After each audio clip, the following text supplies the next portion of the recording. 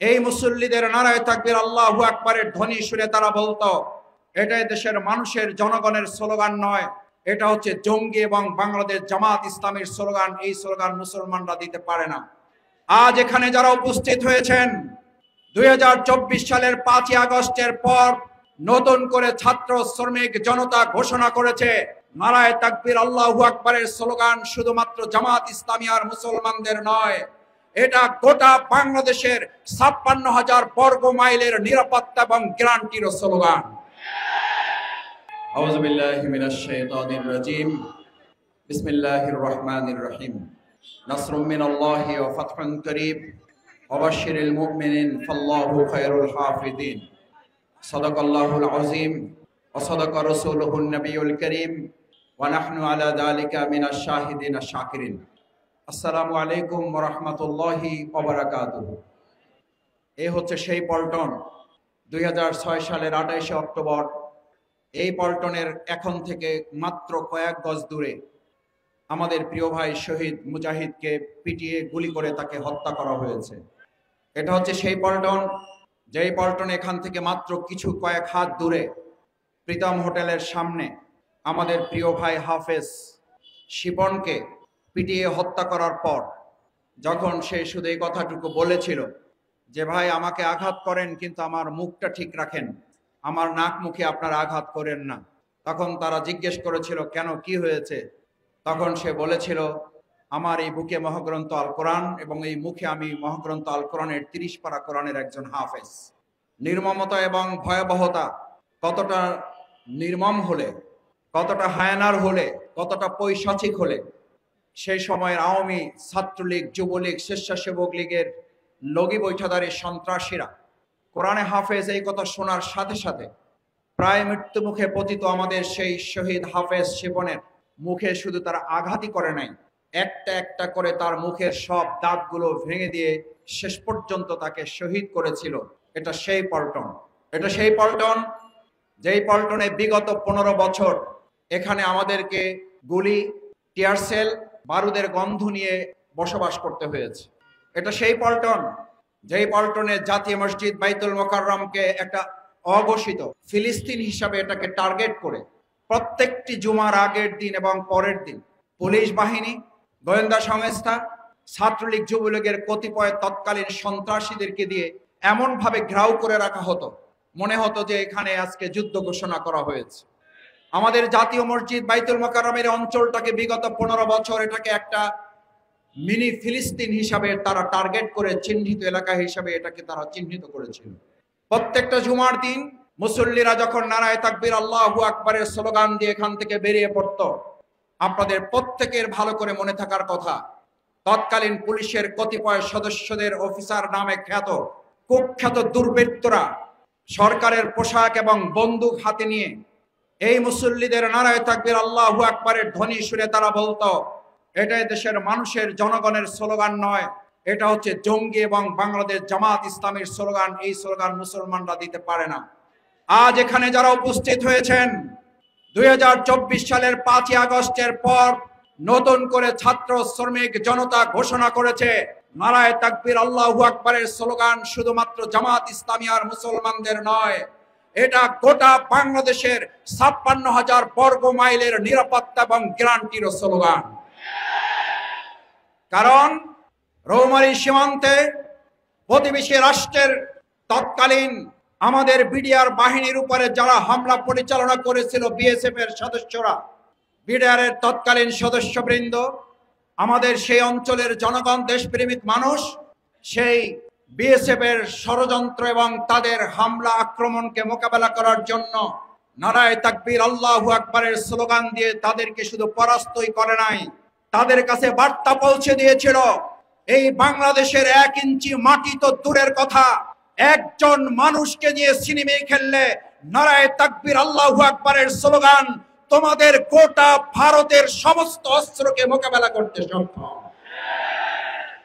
সম্মানিত ভাই এবং বন্ধুগণ, প্রতিপক্ষ যদি হয়ে থাকেন, আমরা আমাদের বাংলাদেশ এবং প্রতিবেশী রাষ্ট্রকে প্রতিপক্ষ রাষ্ট্র প্রতিপক্ষ মনে করি না।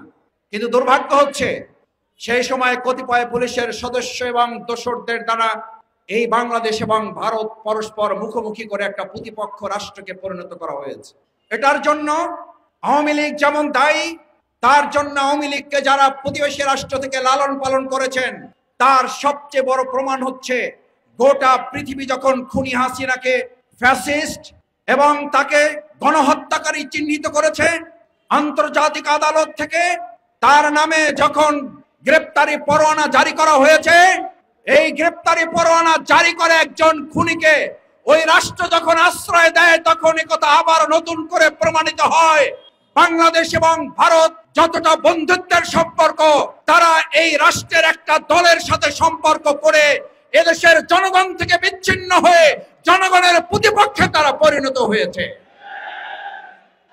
সম্মানিত ভাই এবং বন্ধুগণ, বাংলাদেশ জামাত ইসলামী এই পল্টনের গুরুত্বপূর্ণ এলাকাটাকে বিগত 15টা বছর আমরা এটাকে একটা পবিত্র জায়গা হিসাবে বাইতুল মোকাররম, আমাদের প্রিয় জায়গা জাতীয় প্রেস ক্লাব, আমাদের বাংলাদেশের গুরুত্বপূর্ণ হাট হিসাবে খ্যাত সেক্রেটারিয়েট, আমাদের প্রিয় ঢাকা বিশ্ববিদ্যালয়, আমাদের প্রিয় ঢাকা মেডিকেল, আমাদের প্রিয় বাংলাদেশ প্রকৌশল বিশ্ববিদ্যালয়, এরকম গুরুত্বপূর্ণ এলাকার একটি জায়গা হওয়ার কারণেই যারা আমাদের এই পল্টনকে নিয়ে বিগত 15 বছর সিনেমিনে খেলেছেন, আমাদের এখানে শহীদ মুজাহিদ, শহীদ হাফেজ শিপন এবং এই পাশের বিল্ডিং থেকে আমাদের ভাইকে ছাদ থেকে ফেলে দিয়ে হত্যা করা হয়েছে, পল্টনের 1 ইঞ্চি মাটিকে বাংলাদেশ জামাত ইসলামী দুর্বৃত্তের হাতে, সন্ত্রাসীদের হাতে, চাঁদাবাজদের হাতে আমরা ছেড়ে দেইনি। এটাকে নিরাপদ করে আমরা জনগণের কাছে হাতে রেখে দিয়েছি।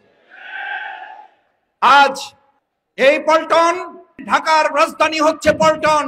আমরা এই কথাও আজকে ঘোষণা করে দিতে চাই, 2024 সালের 5ই আগস্ট, জুলাই এবং আগস্টের গণঅভ্যুত্থানে শুধুমাত্র বাইতুল মোকাররমে হেলিকপ্টার দিয়ে গুলি করা হয় নাই, শুধু প্রেস ক্লাবে গুলি করা হয় নাই, শুধুমাত্র সেক্রেটারিয়েটে গুলি করা হয় নাই, শুধু ঢাকা বিশ্ববিদ্যালয়, বুয়েট, ঢাকা মেডিকেলে গুলি করা হয় নাই, এখানকার প্রত্যেকটা বাড়ি, অলি গলি এবং এমনকি বারান্দা, ডাইনিং রুম গুলোতে টার্গেট করে তারা গুলি করে আমাদের ভাইদেরকে হত্যা করার পরিকল্পনা করেছিল।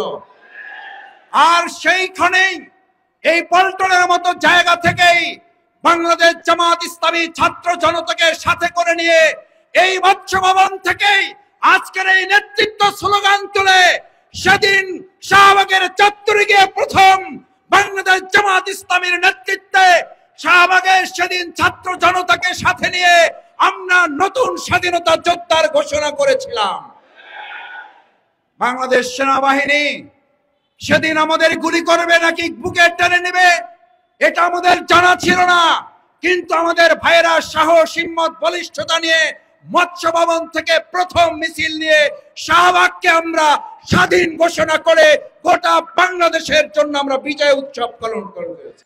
2024 সালের জুলাই আগস্টের গণ অভ্যুত্থানে স্বৈরাচার শেখ হাসিনা পতনে বাংলাদেশ রোল মডেল হওয়ার পর এখন গোটা বিশ্ব, সিরিয়া থেকে শুরু করে সব জায়গায় এই খুনি এবং ফ্যাসিস্টদের বিরুদ্ধে আন্দোলন শুরু করে পতনের যাত্রা শুরু হয়েছে।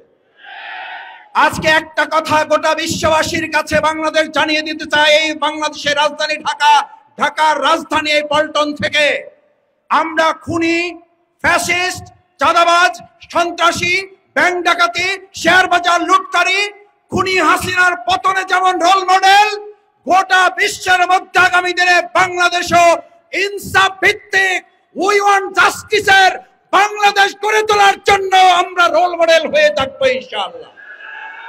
আপনাদের কাছে জানতে চাই, বাংলাদেশের রাজধানী ঢাকা, ঢাকার রাজধানী পল্টন, সেই রাজধানী পল্টনকে ইসলামের রাজধানী আজকে থেকে ঘোষণা করে বাড়ি ফিরতে চাই আমরা। এখন থেকে ঢাকার রাজধানী পল্টন, আর সেটা হবে ইসলামেরও রাজধানী ইনশাআল্লাহ। সেই প্রত্যয় যদি এখান থেকে নিয়ে আমরা বাড়ি ফিরতে পারি, তাহলে কেবল আজকের এই সম্মেলন সফল এবং সার্থক হবে। সেই আহ্বান জানিয়ে আমার কথা শেষ করছি।